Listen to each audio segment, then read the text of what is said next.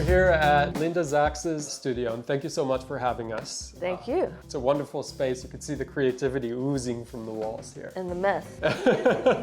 Well, I think a good studio has to be a little bit messy. Agreed. I was hoping to have our audience get to know you and your work a little bit better. And I think the first question that comes to mind is, how do you first get started on a piece? I would say it usually starts with a word. If I'm talking about a specific painting or a book or something like that, and then I just kind of explode on it. Interesting. So, yeah, like a word kind of grows in my brain. So you come up with that anchor and then you kind of build around it. Right.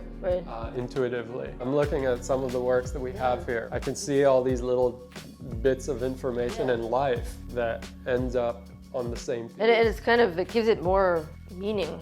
And character. I love works that are laden with info, which is one of the first reasons I was gravitated towards your work, where you might look at it in a certain time of day or a certain time of the month, and you'll have one thing jump at you, and then maybe a week or so later you would look at it again and you'll see something completely different that grabs you. Those, I think, are the best works to live with. I know you worked with some major brands and had some pretty significant collaborations. Yeah. What would you say is the most fun project like that you got a chance to work on? One interesting one was the Sundance Film Festival. Okay. So I had to basically take their brand message and I had to create something that kind of added soul to it. I always say, if you want to hire me, I'm going to bring poetry to your brand. I love that. Right? So like that special thing. So I took their brand messaging and I basically took my typewriter, which my husband proposed to me on. Which is kind of a funny story. But just the whole idea of like screenplays and writing and like old television, and like when I made this whole animation thing on a huge screen, it was all by hand. Oh, wow. It was all done with typewriters and the scanner and manipulating type that way.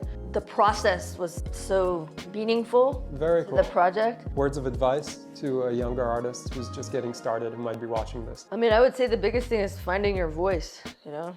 And I will say it takes years and years. Sure. You know? It's not overnight. And it's, it's hard. Yeah.